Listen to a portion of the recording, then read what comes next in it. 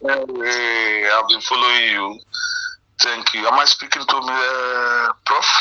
Yes, sir. Trigger? Oh, my brother, I love you. Oh, I thank love you. I love you. I love you. I've been following you. I've been sharing you. I'm happy because these things have been. You are you kind of person I see as prophet to rescue Africa from their dreaming. And yeah. Even I'm talking to you and I'm shaking. I'm very, very happy speaking to you. God Amen. bless you, my brother. God bless you. Continue your work. No harm will be against you. You are a prophet of God. You are sent to rescue Africa. I don't care who believe, but God will open their eyes. Who will believe.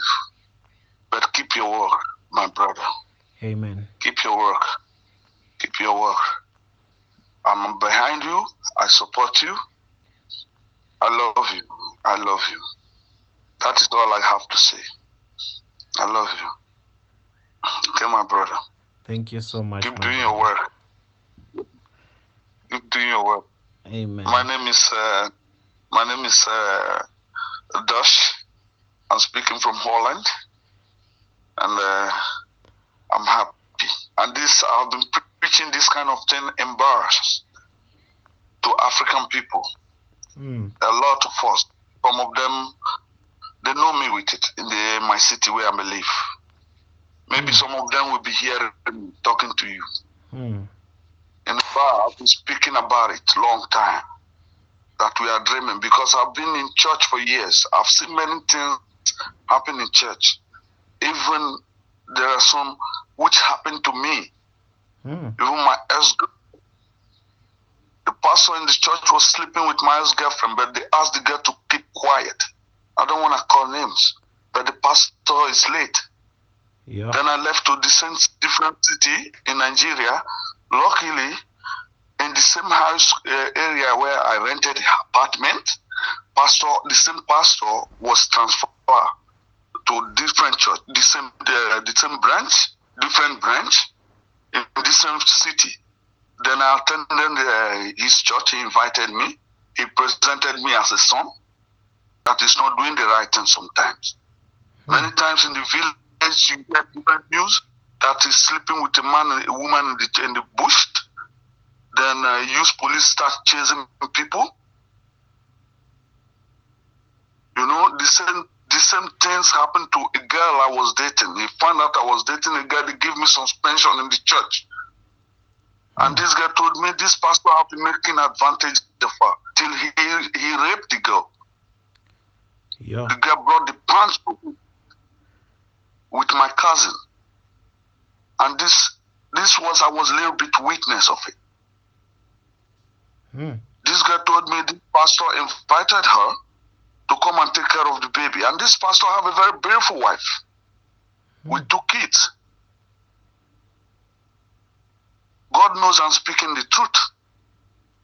Then this guy told me pastor invited her, and pastor invited me also with different time. Maybe the appointment happened to him. They planned it sudden. I was a bass guitar player in the church. So afterwards, I would talk with pastor of one-on-one. So that day he invited me to talk with him one-on-one. Then I took my cousin along. So we came by his apartment, whereby we always go in. He refused to allow us in. He was not wearing shirt, but he was putting on trousers. He was sweating. He closed the door. It was just like use the body, close the door. He didn't allow us in. He said, okay, I should come the next day. Then me and my cousin, we were wondering, what is happening? Why is pastor sweating? Then behind the house, he lives upstairs. Behind the house, there is a track where we walk to the church because he was living, the apartment where he was living was close to the church building. We built the church with our own money, contribution. Then from where we were walking, somebody was waving hand from the window upstairs, from bathroom window. We were trying to figure out what was going on. She was waving hand. We couldn't hear her voice. Then we said, we don't mind. It's pastor's house. Then we went home. Then after like 1 hour, we were in frontage in our house. We were playing this draft. I'll never forget, I have dogs with my dogs around. Then this girl cried to me. He was angry on me that I couldn't rescue her. That pastor was raping her. That he was the one waving us from the window. She was the one waving us from the window. Then in this church, they shot the girl mouth shut. They didn't talk about it. Then after about 4 weeks again, another person accused this pastor that he saw pastor sleeping with a woman from the church in the bush. You see what is similar, and people don't want to see two different people can accuse you in different similar cases. It's impossible. My brother, where is this pastor based? He was in Nigeria. Keep doing your work, my brother. Keep doing your work. These pastors are monsters, my brother. They are monsters. They are monsters. A lot of them are monsters. And they are raping young women in their churches as rituals. They are sleeping with our daughters, with our sisters in their shrines. They are using our sisters as rituals. Sexual they rituals. Turn them to slave. Thank you, my brother. It is well, my brother. One love. God bless you. All right. Thank you. Okay. Thank you. Have a good night. I have to work. Thank you. Thank you. So do you think that this brother of mine here will ever allow his daughter to go to church? Do you think he'll ever allow even his wife, his sisters, to go to these African shrines? After such a traumatic experience with these charlatans. First, he had his girlfriend slept with by his spiritual father, by a man whom he trusted, by a man whom he played guitars for in the ministry, in the praise and worship. The man he was serving under, the man he was looking up to transform his spiritual life. That man slept with his girlfriend behind his back. And the girlfriend was told to never talk about it. And the girlfriend acted as if everything was normal. He never disclosed it to the man until he found out on his own that this spiritual father was sleeping with his girlfriend. But women, I have a question for you. How have you been doing these things? The courage, the audacity. I'm going to tell you this, Church of God, if you did not know, if you didn't know this. I'm not giving it from a point of assumption. But I know this for a fact. Every PA to an African prophet, to an African charlatan, if that PA is a woman, they are sleeping together. Every lady that is working in the office of an African prophet, they are sleeping together. So this is my advice to my brothers out there. If you have a wife or a girlfriend that is serving in the office of whoever they call their spiritual father, just know this for a fact. They are having a sexual relationship. I have watched this. I have witnessed this. Let's speak of Bushiri. Bushiri sleeps with his entire workforce. All the ladies that work for Bushiri, he sleeps with them. 90% of the women that are working for Bushiri, they have kids for Bushiri. This sounds like I'm just making bold claims, but if you're watching this and you are working for Bushiri in the Prophetic channel or in any other office of Bushiri, you know Bushiri slept with you. Deny it all you want, but you know the truth. And my sister, I want to tell you this. It's only the truth that will set you free. I know you have not been free all this while because this will haunt you for the rest of your life. This will haunt you for the rest of your life. Most of you think these prophetic mafias, they sleep with women because of their sexual appetite. No. It's a ritual. They have to. They are compelled to. They can't go a day without sleeping with 3, 4, 5 ladies. They can't. That's why they'll end up raping. Because they can't control the force that they are within. The sexual appetite, the affinity for sexual intercourse. The demons in them commands them, requires them to feed on sex. And whenever they engage in these sexual rituals, they are robbing these sisters, they are robbing these women of their destinies. They are dimming the light that has been bestowed upon them. It's a transaction. They give you their occultic and spiritual demons, and they take the light that you have as a woman. That's why you see most of the women that have slept with these prophets, they'll end up vagabonds because the vagabond spirit would have been left in them. They can't focus on their lives. They'll end up sleeping with any man in the world because that's what that vagabond spirit that they get from the charlatan prophets commands from them to be doing. These African prophets are a host of these sexual demons. So for them to maintain their power and for them to maintain their sanity, they have to be constantly sleeping with women. They will not even select, they don't even care. They will sleep with your wife. You take your wife to their office shrines for one-on-one, and they'll tell you that, I want to see the woman alone. That woman is going to sleep with that pastor. If she refuses, that man is going to rape her.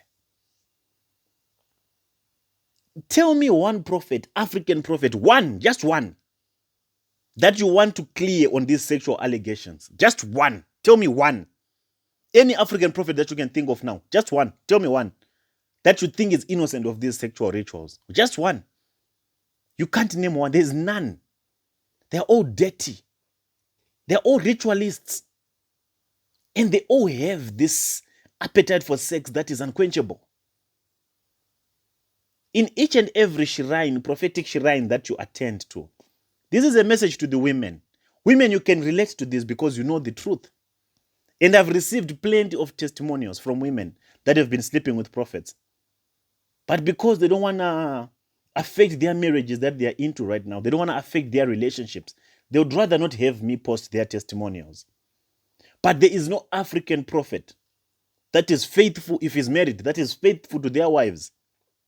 No African prophet. The reason why they marry, it's just a public stunt so that they can make you believe that they are now grounded in the word, now that they are now settled, and now they have a stable relationship.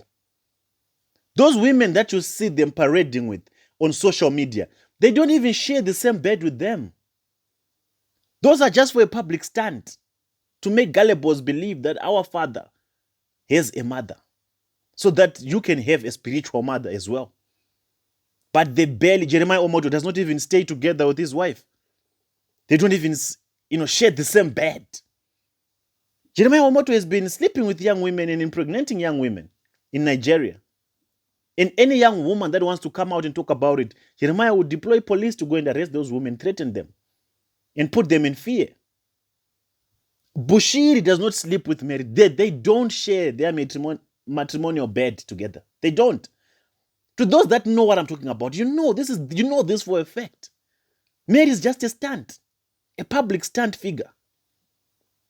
Bushiri stays in his own house. Mary stays in her own house. They only meet when they want to fool the gullibles. Bushiri only puts his ring on his finger when he wants to take pictures to fool you gullibles. But there's no marriage that is there. Bushiri satisfies himself with plenty other young girls that he sleeps with. Chris Okafor does the same. Joshua Iginla does the same. Chris Oyakilome does the same. TB Joshua, the late charlatan, he did the same. These women that they marry, they're just for a public stunt. There's nothing solid there. But church, please, let's try to rescue the church of God. Let's try to remove this stigma that is around the body of Christ, that is around the church. The church has become the most dangerous place to be. This brother has witnessed a young girl being raped by the pastor. And these young girls are afraid to speak out. They can't come out and talk about it because so much fear has been put into them. But gone are the days when these charlatans will go away with it. And I'm encouraging my sisters out there, please, men, brave up. Come out. Let's protect other sisters. You have already endured the pain. You have already endured the trauma. But please do this for the other sisters that might fall victim to these same jackals, that might fall victim to the same circumstances. I know most of you don't have the courage to bring your stories out, but please do it for the others. If you can't do it for yourself, at least do it for the others. These charlatans, they have to be disgraced. We have to expose them for who they really are. These prophetic mafias, they are rapists. They don't have anything of God. They are criminals. They are jackals. They are charlatans. They are lying to you that they hear from God. They have no relationship with God whatsoever. This is my plea to you women. Please come out in your numbers. Let's set the record straight. I know there are so many of you that are crying behind the scenes. There are so many of you that have been robbed of your integrity by these jackals. There are so many of you that have been violated, sexually violated, physically violated by these jackals. Most of you were manipulated into sleeping with these jackals. And every time you reflect about it or you think about it, it does not sit well with you. This is the time for you to bring it to the light. Let the people know. Let the world know. Let the church of God know. We are not fighting the church. We are just fighting the diabolics. We are just fighting the agents of the darkness that are trying to invade the church of God. The church is pure. The church is clean. But we have these charlatans that are ruining it, that are contaminating it with their evil acts and coordination. These people are not of God. They have no fear of God whatsoever. Let's bring them down for once and for all. Let's protect our sisters. Let's protect our daughters. And my brothers, if you have a woman that is attending a prophetic shrine, please take her out of it. I know it's not going to be easy. She will resist. She will fight you if she has to. But please take her out of it. If you can't take her out of it, please leave her alone. You can't be sharing your wife or your girlfriend with a prophetic charlatan, with a false prophet. But that's what is happening right now. If you see any woman that is glued to these prophetic churches, they are sleeping with the pastor. They are sleeping with the prophet. This is for effect. They're not going there for spiritual upliftment. They're not going there for any word transformation. They're just going there because they have this immoral relationship that they have with the pastor, that they have with the prophet. And every time they engage in these sexual rituals, they are bribed with 2,000 rands, 5,000 rands. And they count it all joy because they love the positions that they get in the church. Most of them are in the praise and worship. Most of them, they have leadership roles in these prophetic shrines. And they found themselves so occupied and committed to these shrines, but they are losing their souls in the process. We keep praying for them. We keep hoping that one day God will enlighten them. God will show them the light. If you know some of them, share to them this video and let them know that we are fighting for their freedom. We are fighting so hard to remove them from this captivity, mental slavery. Victory is certain. And I know for a fact a time is coming when the entire body of Christ is enlightened. That being said, I'll check you out on the next episode. It's Mr. Pull the Trigger. I'm out.